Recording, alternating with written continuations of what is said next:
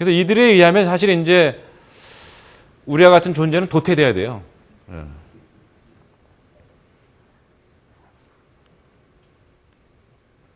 자, 그래서 이들은 이제 정확한 그 나름대로 예측을 하고 있는데, 왜냐하면 이 사람들이 과학기술자이기 때문에 이 역사도 과학적으로 연구합니다. 아까 말씀드린 대로 기술의 발전 역사를 통계학적으로 처리해서 그래프를 그려보면 앞으로 어떤 방향으로 발전하리라는 것이 수학적으로 어떻게 돼요? 그 기울기를 계산할 수 있죠. 예? 그래서 이제 예측을 해놨는데, 그래서 그 그린 그림이 이겁니다. 여기가 우리 현재 시점이에요. 이 사람들이 뭐 2002년이라고 얘기할 수 있죠. Progress of Convergence. MBIC가 서로 통합이 돼서, 수렴이 돼서 이 발전해 나가는 이게 이제 이 축입니다. X축이라고 할 수 있죠. 그리고 이제 이것이 진행되면 진행될수록 경제에 대한 기여도가 높아지는 거죠. 그래서 여기 보면 뭐 여기가 이제 휴먼 레이버, 우리가 이제 육체 노동을 하는 것이고, 로봇가 나오다가 어느 시점 가면은 소위 말하는 이제 트랜스 휴먼이 나오게 되고, 이쯤 되면은 뭐 이쯤 위치하게 되면 경제적 기여도가 엄청나게 되면서 경제 발전도 엄청나게 이루어지는 거죠. 2002년도에 이런 그림을 그려주니까 얼마나 사람들이 좋겠어요. 특히 정책 당국자들, 야, 이렇게 하면 정말 뛰어난 능력을 가진 인간들이 나오고, 그런 뛰어난 능력을 가진 인간들이 운영하는 경제는 어떻게 되겠어요? 그러면 엄청난 생산성을 가진 경제가 되겠죠. 네? 경제가 엄청나게 발전할 것이다. 그 다음에 또 하나 중요한 것은 이러한 트랜스 휴먼이 나타나면 전쟁하면 어떻겠어요? 게임이 안 되죠. 사실 여기 많은 기술들이 군사 목적으로 개발된 기술이 상당히 많습니다. 그래서 국방 측면에서 또 경제적인 측면에서 또 동시에 중요한 것은 뭐냐면 이런 트랜스 휴먼은 어떻게 되겠습니까? 죽겠습니까? 살겠습니까? 영원히 살죠. 왜? 영생하게 되죠. 왜냐? 계속 고치면 되는 거예요. 네? 그리고 특히 이 사람에게선 뭐 시간이 없어서 얘기를 못 하겠지만 두뇌 같은 것도 그 사람의 정체성은 이 사람들 굉장히 단순한 철학을 갖고 있는데, 뭐 철학자들도 그렇게 얘기하는 사람이 있는데, 사람의 자기 정체성은 여태까지 살아온 기억이다. 기억은 뇌 속에 저장된다. 저장된 것은 딴 데로 다운로드 하면 된다. 그래서 육체가 망가지면 우리가 컴퓨터를 갖다가 프로그램을 한 컴퓨터에서 다른 컴퓨터로 옮기는데 아무 문제가 없는 것처럼 우리 두뇌에 기억되어 있는 그걸 데이터화해가지고 또 프로그래밍해서 다른 곳으로 옮기면 된다는 거예요. 그럼 그 사람의 정체성은 그쪽으로 옮겨가는 거죠. 그래서 우리는 죽지 않는다. 자, 그래서 이 사람들이 내세우고 있는 트랜스 휴먼의 특징은 첫 번째, 엄청나게 증강된 능력을 갖고 있다. 두 번째는 죽지 않는다. 세 번째 또 하나, 우리는 하나의 정신이 된다. 왜냐하면 이제는 말이 필요 없어요. 뇌파로 의사소통하게 되고, 그러면 오해가 없는 거예요. 그리고 오해 때문에 많은 문제가 일어나는데, 말 때문에 오해가 되고, 그 오해 때문에 그것이 굉장한 갈등을 일으키고, 그래서 많은 문제가 발생하는데, 이제 뇌파로 다 알게 되니까 우리는 사실 하나의 스피릿이다. 정신이다. 이런 식으로 이야기하고 있습니다. 그래서 이 미래가 이 사람들에게 있어서는 그야말로 죽지도 않고 우리가 하나의 영혼이 되고, 그 다음에 능력은 엄청난 상상할 수 없을 정도로 향상이 돼 있고. 그럼 완전히 뭐죠, 이건? 기독교에서 꿈꾸는 유토피아예요. 응? 그래서 어떤 사람들은 이건 새로운 사이언톨로지다 이렇게 얘기하는 사람들도 있습니다. 근데 문제는 이게 이 사람들이 얘기하는 것이 황당한 사이비 종교가 아니라는 거예요. 이것을 이끌고 있는 사람들이 예를 들어서 레이 커즈와일러라는 사람이 있습니다. 여러분들 아마 도서관에서 책 찾아보면 커즈와일러 책에 싱귤라리티, 특이점이 온다는 책이 굉장히 유명한 책인데 그 책이 있을 거예요. 이 사람은 누구냐면 우리나라에서 정말 많이 얘기하는 MIT 미디어 랩의 핵심 과학기술자예요. 또 교수고. 그 MIT 대학 교수고 동시에 IT 사업에서도 상당히 성공해서 그 돈도 많이 버는 사람입니다. 그래서 천재로 일컬어지고 있고 현재는 뭘 하느냐? 구글에서 배운 싱귤라리티라는 대학이 있어요. 거기에 총장을 맡고 있습니다. 그런데 구글의 싱귤라리티 대학이 바로 이 컨버전 테크놀로지를 연구하는 곳입니다. 그리고 이 사람이 사실상 전 세계적으로 미래 비전을 그리는데 굉장히 영향력을 갖고 있어요. 우리나라도 몇 번 왔었어요. 우리나라 그 소위 미래위원회 같은 데서 그 미래 그 전략을 짜는데 컨설팅도 많이 하고 그러죠. 자, 그런데 이러한 융합 개념의 문제점은 뭐냐? 첫 번째로는 학문 이론적인 측면에서 몇 가지 문제점이 있는데, 학문이 서로 어떤 식으로 통합이 되는지, 또 학문이 함께 연구한다고 할 때 어떻게 연구해야 되는지, 거기에 다양한 양상이 있는데 그 다양한 양상에 대한 이해가 없다라는 거예요. 두 번째는, 이건 조금 더 이해하기 쉬우실 거예요. 이 사람들의 그 연구 개념은 성과 중심주의입니다. 완전히 성과 중심적이고, 그 다음에 특히 여기서의 성과는 뭐냐 하면은 경제적인 성과예요.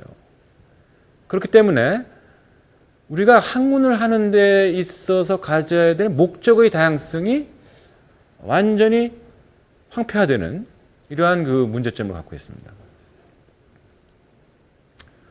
조금 더 나아가면은 융합 양상에 대한 그 구별이 이 사람들이 안 되고 있는데, 그걸 나중에 한번 얘기해 드릴 텐데, 그걸 조금 더 미리 얘기하면, 융합 양상에는 연구 대상을 공유하는 그런 형태의 융합이 있을 수 있고, 연구 방법을 공유하는 그런 융합이 있을 수 있습니다.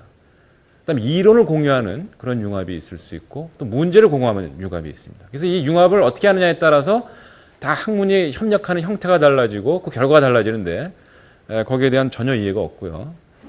그 다음에 아까 잠깐 말씀드렸지만, 우리가 그 연구를 하는 데 있어서도 순전히 철학 같은 건 뭡니까? 순전히 진리 발견을 위해서 하는 거예요. 이건 철학에다가 자꾸 무슨 제품을 만들어내라 이러면 철학은 없어져야 돼요. 존재할 이유가 없죠. 또 동시에 엔지니어링 같은 건 산업적 활용을 위한 거죠. 공공적 활용을 위한 연구가 있습니다. 예를 들어서 사회복지학 같은 거는 공공적 활용을 위해서 연구하는 거죠. 뭐 예를 들어서 무슨 제품을 만들기 위해서, 순수한 진리를 탐구하기 위해서 하는 거 아니란 말이에요. 또 문화 발전을 위해서 하는 연구가 있습니다. 이렇게 연구의 목적이 다르고 연구의 목적이 다르기 때문에 다른 서로 이종 학문들이 그 협력하는 양상이 달라져야 되는데, 여기에 대한 이해가 없이 한 가지 목적, 그게 편향되어 있다라는 것이 커다란 문제점이라고 할 수 있습니다. 몇 시까지인가요? 8시 반까지. 자, 그래서 이러한 문제점을 가지고 있고, 또 하나는 이제 그것이 아까 말씀드린 대로 그 융합, 컨버전스라고 하는 것이 갖고 있는 문제점이라고 할 수 있고요. 두 번째는 이제 통섭으로 들어가고 있습니다. 통섭은 이제 컨실리언스라는 것이 원어인데, 아까 말씀드린 대로 이 말이 너무 멋있게 번역이 됐어요. 이 말을 우리말로 뭐라고 번역해야 될지는 잘 모르겠어요. 그런데 우리 이 책이 이제 에드워드 윌슨이라는 사람이 1997년에 컨실리언스라고 하고 이제 부제를 The Unity of Knowledge, 지식의 통일, 이렇게 해서 이제 이름을 붙였는데, 그 내용, 그 제목과는 달리 너무 포괄적으로 이 용어가 번역이 되고, 더군다나 이게 사실 확인할 수 없는데 원효의 사상에서 이런 말이 나온다라는 것이 어떻게 여기에 첨언이 되면서 너무 정말 뜻이 깊게 또 너무 화려하게 포장이 돼서 번역된 그런 결과라고 할 수가 있겠는데요. 그래서 이것이 이제 이 책 공전의 히트를 기록하죠. 그러면서 동시에 이것이 이제 아까 말씀드린 대로 사회문화적으로 하나의 지식 권력 형태로 정착이 되면서 그러면서 동시에 이게 남용이 되기 시작을 하죠. 통섭이 뭔지도 모르면서 마구잡이로 이제 통섭 얘기를 하게 되는데, 그래서 언젠간 또 한번 물어봤어요. 통섭이 뭐냐? 그랬더니 뭐 대답을 잘 못하더라고요. 그냥 뭐 한자어로 보면 뭐 두루두루 통해서 섭렵한다 이런 얘기 아니냐? 어떻게 섭렵한다는 거냐? 그 통섭이 왜 좋은 거냐? 물으면 대답을 못해요. 굳이 한다는 말은 옛날에 뭐 이화대학교에 계신 이원현 선생님이 그러는데 비빔밥이 좋은 거래더라. 그러니까 학문도 비빔밥처럼 섞이면 좋은 거 아니냐? 뭐 이런 식으로 얘기하는 사람들까지 나오게 되는데, 사실은 그렇게 되면 아까 말씀드린 대로 역시 지식 왜곡, 학문의 기형화 이런 것이 나올 소지가 있다는 거죠. 위험이 있다는 거죠. 그래서 좀 더 정확한 뜻을 알아볼 필요가 있을 텐데, 원래 컨실리언스라는 말은 이제 에드워드 흐에르라고 하는 사람이 19세기 철학자죠. 그 사람이 쓴 말입니다. 이 사람은 뭐라 그랬냐면은, 여기 한번 그대로 읽어보죠.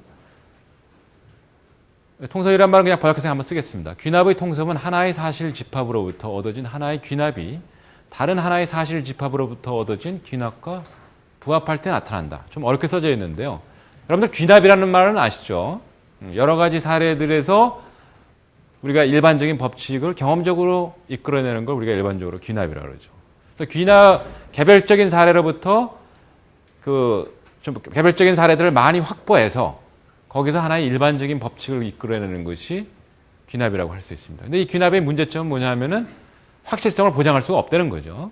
소위 보편성이라고 하는 것을 확실하게 보장할 수 없다라는 것이 문제인데, 문제는 뭐냐 하면, 그럼에도 불구하고 휴엘 같은 사람이 주장한 것은 뭐냐 하면은 이 귀납을 계속 우리가 이제 해나갈 때 이 한 영역에서 귀납의 방법을 써서 얻어진 하나의 일반적인 법칙이 있고 또 다른 영역에서 얻어진 하나의 귀납의 법칙이 있고 이 두 개의 법칙을 모순 없이 연결할 수 있으면 그보다 더 상위의 법칙이 발견된다 라는 것이에요. 그래서 애당초 별개의 두 영역은 귀납적으로 일반 법칙을 얻어가지고 두 개를 포괄할 수 있는, 모순 없이 포괄할 수 있는 하나의 그 상위적인 법칙을 탄생시킬 수 있으면 그보다 더 좋은 거 어딨겠느냐. 이런 식으로 얘기를 하면서 이 컨실리언스라는 것을 주장하게 됩니다. 자, 그런데 이제 여기에 들어있는 몇 가지 중요한 어떤 검토해볼 전제들이 있는데, 이 사람들은 이제 자꾸 왜 귀납을 중요시하면은 매우 상식적인 얘기들이에요. 증거들이 계속 쌓이고, 그 증거들이 계속 쌓이면 이론이 더 단단해지고 견조해진다는 거죠. 그리고 그렇게 되면은 그 사례들이 얽히면서 그 인증의 강도가, 쉽게 얘기하면 더 세지고 인증과 강도가 세지면 세질수록 보편적이다. 이러한 입장을 갖고 있습니다.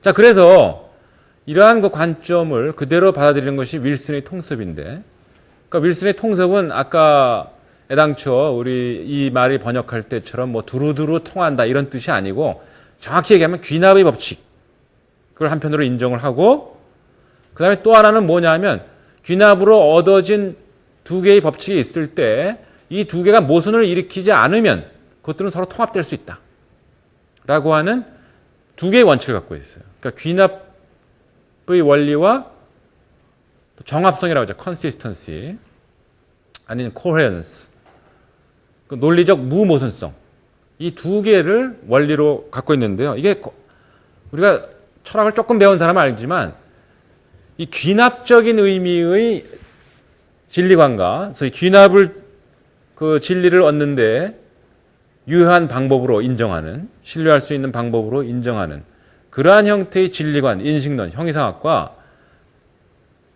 모순을 일으키지 않는 거면 진리다. 즉 진리라는 것은 무모순적인 체계다 라고 하는 것은 인식론적으로 형이상학적으로 전혀 다른 얘기입니다. 이건. 철학사적으로 이건 뭘로 구별되냐 하면은 경험론과 합리론으로 구별이 돼요. 그리고 이들은 세계를 보는 시야가 다릅니다. 근데 이것들이 어떻게 통합될 수 있는지 이분이 전혀 논의가 안 되고 있어요. 근데 커다란 문제점이라고 할 수 있겠고요. 두 번째로는 이 귀납에만 들어가도 문제가 되죠. 이 귀납이라는 건 철학에서 뭐 정당성을 여러 가지로 문제를 삼고 있는데, 여기 뭐 철학하시는 분들보다는 일반인들이 많으니까 이 귀납이라는 것이 얼마나 어처구니 없는 결과를 가져오는가를 러셀이라고 하는 철학자가 굉장히 우화적인 예를 들므로써 쉽게 얘기하면 폭로를 했죠. 러셀의 예가 뭐냐면은 이런 우화적인 예를 하나 들어요. 어떤 어떤 사람이, 어떤 농부가 칠면조를 키우는데 그 농부가 매일 아침 9시에 이 칠면조에게 모유를 갖다 준단 말이에요. 칠면조가 좀 인지 능력이 있어가지고 한 3개월 먹이를 받아 먹다 보니까 귀납을 통해서 어떤 일반 법칙에 이르게 되냐 하면 9시에 주인이 오는 소리가 나면 뭘 얻는다? 자기는 먹이를 얻는다. 이러한 이제 일반 법칙을 끌어내게 돼요. 그렇게 해서 계속 그것이 유지가 됐어요. 그 칠면조가 귀납에 의해서 이끌어낸 일반 법칙이 언제까지 맞았냐면 그해 12월 24일까지 맞았어요. 근데 그해 12월 24일 날 주인이 와서 먹이를 주는 줄 알았더니 어떻게 됐겠어요? 칠면조 목이 날아갔죠. 그래서 이 러셀이 굉장히 우화적으로 얘기를 하고 있는데 귀납이라는 것은 현재 수만 번 그런 경험을 반복적으로 할지라도 그것이 그 다음 순간 어떻게 변할지 모른다. 라는 것을 이렇게 우화적으로 얘기를 하고 있는 것이죠. 그래서 아까 그 처음에 바로 이 부분 증거들이 계속 쌓이면 이론들이 더 단단하게 서로 얽히면서 보편적인 인증을 받는다. 라는 것은 그냥 하나의 철저하지 못한 믿음이에요. 이걸로 학문의 어떤 정당성이나 타당성을 주장하려면 안 된다라고 하는 것이죠. 그래서 아무튼 이 통섭이라고 하는 것이 그런 커다란 두 가지 문제점이 있다라는 거예요.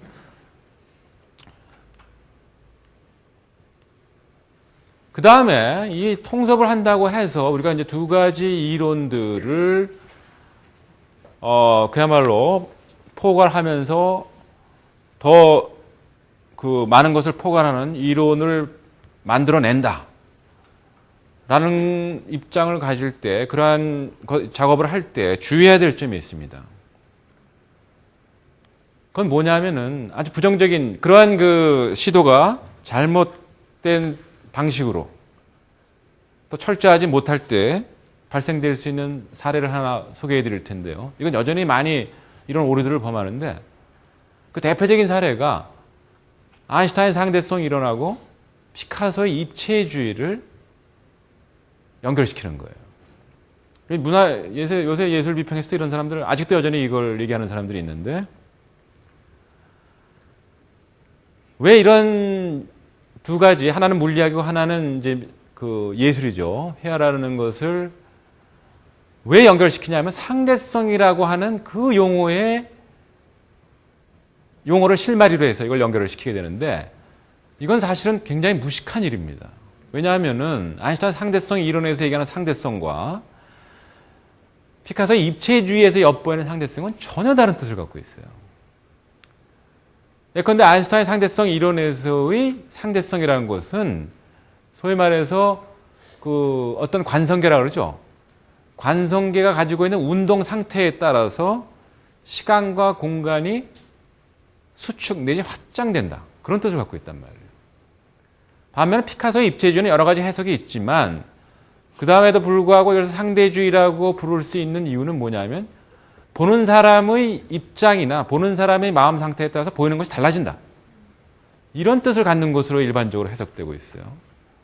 그러니까 피카소의 입체주의는 상당히 주관주의적인 상대성을 얘기하는 것이고 아인슈타인의 상대성이라서는 주관하고는 관계가 없습니다. 관성계의 운동 상태가 어떠냐는 거예요. 그 속도가 어떠냐에 따라서 달라지는 것이지 전혀 이게 거기에 처해 있는 사람의 심리 상태가 어떠냐 이런 것과는 관계가 없어요. 그럼에도 불구하고 이 두 개를 연결시키는 것은 굉장히 무모한 결과를 초래한다고 할 수가 있죠. 그래서 실질적으로 이것이 1920년대부터 그 미술 비평가들에 의해서 시도된 바가 있는데 그때 이 두 사람 모두가 이러한 그 비평에 대해서 아주 신란했죠. 아인슈타인은 뭐라 그랬냐면 그 비평문을 읽어보고 당신들은 상대성 이론에 대해서 한마디도 이해하지 못했다. 라고 얘기했고 피카소는 뭐라 그랬냐? 아주 비웃는 듯이 나는 상대성 이론에 대해서 하나도 모른다. 라고 얘기를 함으로써 두 사람에 의해서 다 거부됐었어요. 이게 그때만 그런 게 아니라 오늘날도 그래요. 오늘날 철학에서도 가끔 시도되는데 그 미시 물리학에서 그 양자들의 불확정성 원리라는 것이 있습니다. 그러니까 아주 미시 물리학에 들어가면 양자들은 그 위치와 속도를 동시에 측정할 수 없다. 라는 것인데 그래서 그것을 불확정성 원리라고 합니다. 그래서 이거를 이제 이 불확정성 내지 비결정성이라는 말만을 보고 미시 물리 세계가 법칙의 지배를 받지 않는 영역이구나. 법칙의 지배를 받지 않는다는 것은 자유롭다는 얘기하고 상통하는 것이 아닌가. 그래서 인간의 자유의지를 여기서부터 설명해내려고 해요. 근데 이걸 역으로 보면 양자는 자유롭다. 거꾸로 그런 오류를 범할 수가 있어요. 그런데 사실은 인간에 있어서의 자유와 그 양자의 법칙이 완벽한 인과론으로 아니고 통계적으로 설명된다는 것과는 전혀 다른 뜻입니다. 양자의 법칙의 비결정성은 비교적 그래도 어떤 통계 범위 안에서는 잡혀요. 그러나 인간은 어떻게 행동할지 사실 모릅니다. 두 번째, 인간의 자유의지는 선택할 수 있는 능력이에요. 인간의 자유로운 것은 옵션을 만들어낸다는 거예요. 일단은 우리가 자유롭기 위해서 자기가 선택할 수 있는 것을 몇 개로 구분을 합니다. 그리고 거기서 선택을 해요. 그렇기 때문에 이 양자의 비결정성과 인간의 자유의지는 차원이 전혀 다르고 의미도 전혀 다릅니다. 근데 이 두 개를 물리학과 인문학을 통합한다라고 해서 그야말로 비결정성을 자유롭다는 식으로 해석을 하고 연결시키면은 어처구니 없는 결과가 초래되죠. 근데 이런 논문 많이 나옵니다. 자, 이게 피카소하고 아큐션의 상대성 원리를 얘기했던 거고요. 자, 그래서 가장 중요한 것은 뭐냐면 우리가 융합이나 통섭을 할 때 모든 학문은 나름대로 다 어떤 근본 가정을 갖고 있습니다. 예를 들어서 요즘에 이제 우리가 인간의 생체를 연구할 때 자연과학, 인간의 생체를 연구하는 자연과학이 뭡니까? 예를 들어 생리학이죠. 그러나 생리학은 무엇에 토대를 두고 있습니까? 생물학에 토대를 두고 있죠. 그래서 생리학은 생물학이 주장하는, 생물학에서 발견되는 원리나 법칙을 그대로 인정을 하고 가정으로 삼고 있어요. 그리고 그 입장에서 인간의 생체를 연구하는 겁니다. 그럼 생물학은 어떠냐?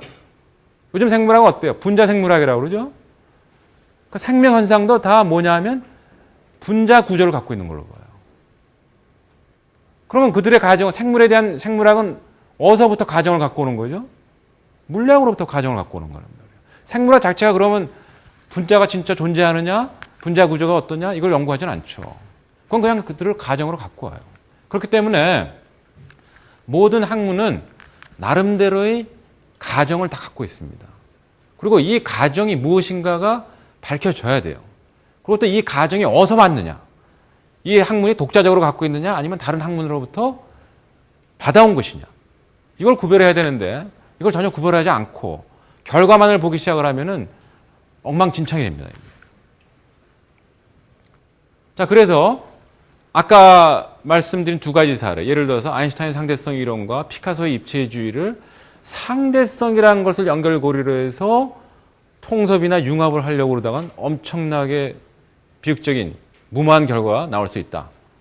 또 아까 얘기한 대로 현대 양자 물리학하고 인간의 자유론을 비결정성이다.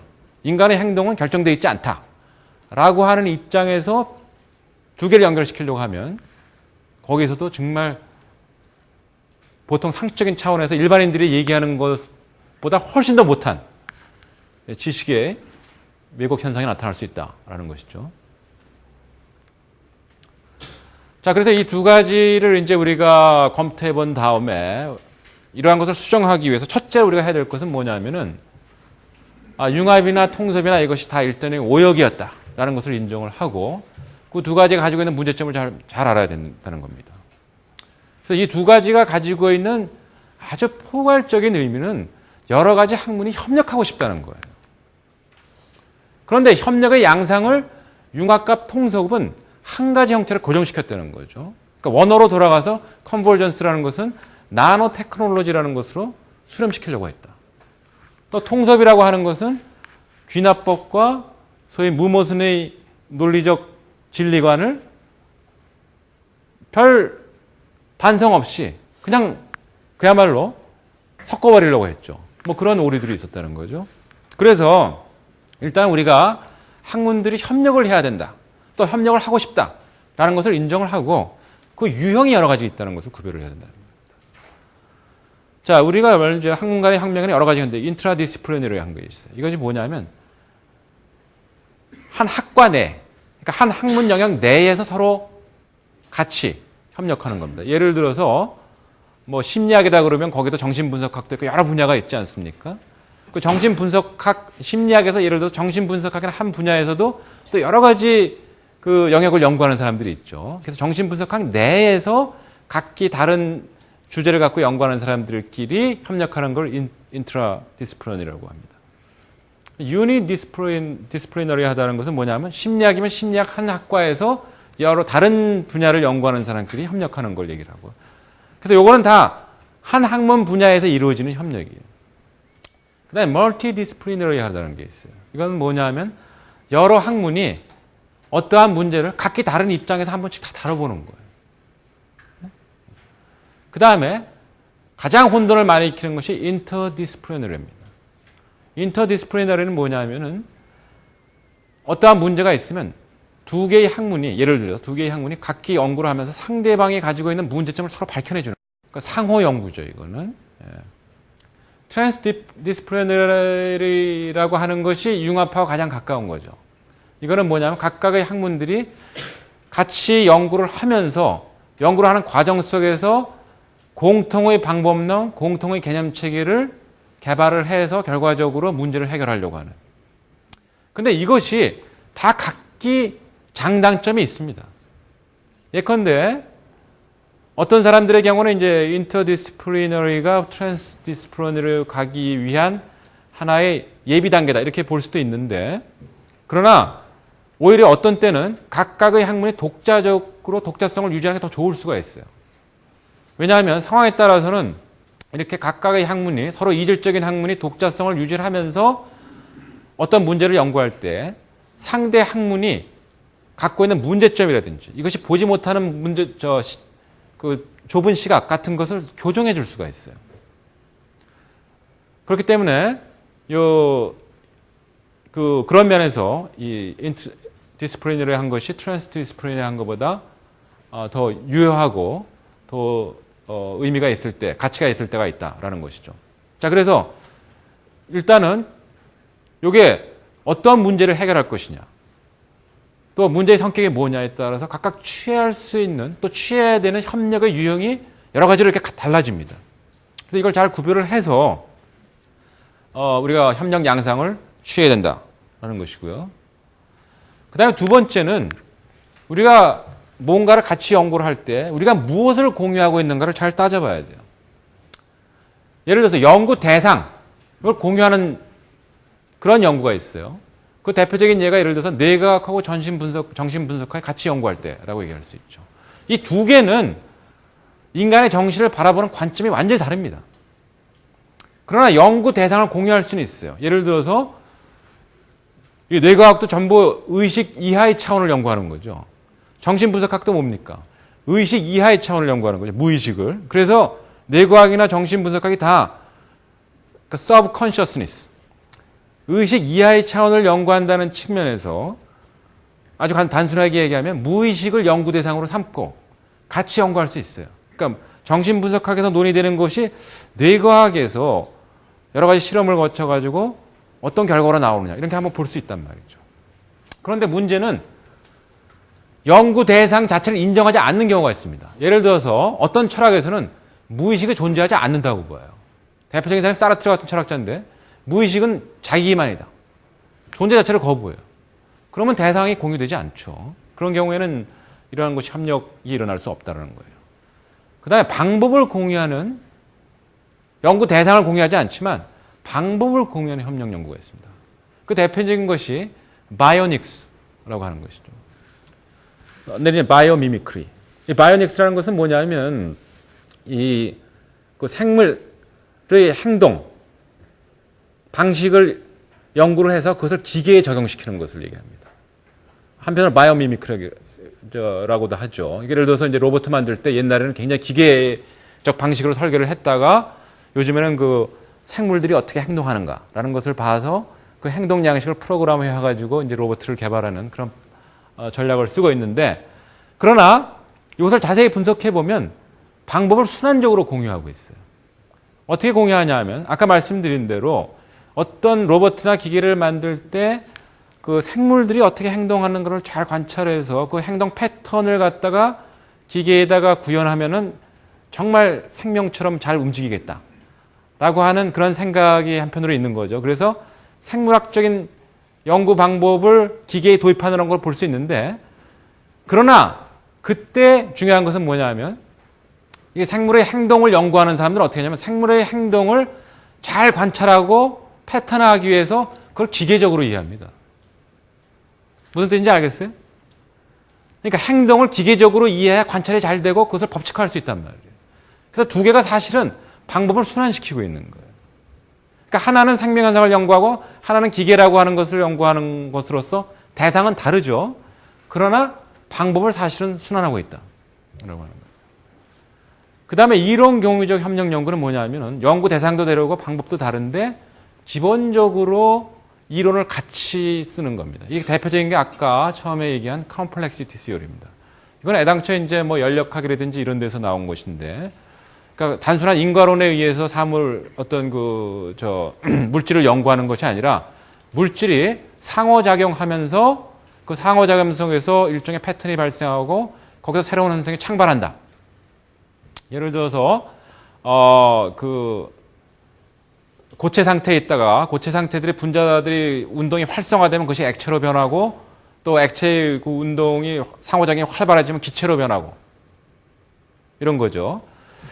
자, 그래서 여기서 이제 컴플렉시티 시어리가 가지고 있는 중요한 핵심 내용은 뭐냐면 인과론이 아니라 상호작용, 그 다음에 emergence, 창발이라고 그러죠. 그 두 가지의 관점을 가지고 있습니다. 근데 이것이 물질 현상을 연구하는 데뿐만이 아니라 이걸 사회 현상을 설명할 때 굉장히 유효하단 말이에요. 그래서 행정학이나 이런 데서 소위 이런 이론 많이 갖다 씁니다. 사회학도 이런 사회를 설명하는데 굉장히 유효하단 말이죠. 특히 증권시장 같은 거 설명할 때 굉장히 유효하단 말이에요. 그래서 증권시장 투자자들이 어떻게 행동하느냐라는 것을 모두 뭐냐면 그 증권 투자자들의 행동 패턴, 상호작용하면서 어떤 행동 패턴이 일어나는가를 이 컴플렉시티 이론이 가지고 있는 모델에 따라서 규명하려고 그래요. 자, 그래서 연구 대상은 다르고 그렇지만 이론을 공유한다. 문제 공유적 협력 같은 것은 아무것도 공유하지 않는데 문제만을 공유하는 거예요. 그래서 환경 문제를 해결하는 데 있어서 예를 들어서 그 환경공학하고 예를 들어서 불교가 같이 연구를 한다. 예? 뭐 그런 거는 이론도 다르고 다 다르지만 어떻게든지 아무튼 둘이 협력해서 문제를 하겠다는 그러한 문제만 공유하는 것이죠. 자, 그래서 적어도 협력 연구를 할 때 우리가 무엇을 공유하고 있는지 또 협력의 양상이 뭔지 이것을 구분해야 된다는 거고, 그 다음에 아까도 말씀드렸지만은 또 우리가 지금 연구를 하는데 목적이 뭐냐? 이 진리를 발견하기 위한 거냐? 아니면 기술적 산업적 활용을 하기 위한 거냐? 공공적 활용을 위한 거냐? 문화 발전을 위한 것이냐? 이거 잘 구별해야 된다는 거죠. 진리 발견을 할 때는 우리가 예를 들어서 정말 진리라고 하는 것이 그야말로 진리로서의 자격을 갖는지를 판별하기 위해서 상당히 오랫동안 끊임없이 같이 연구를 해야 돼요. 그것이 확인될 때까지.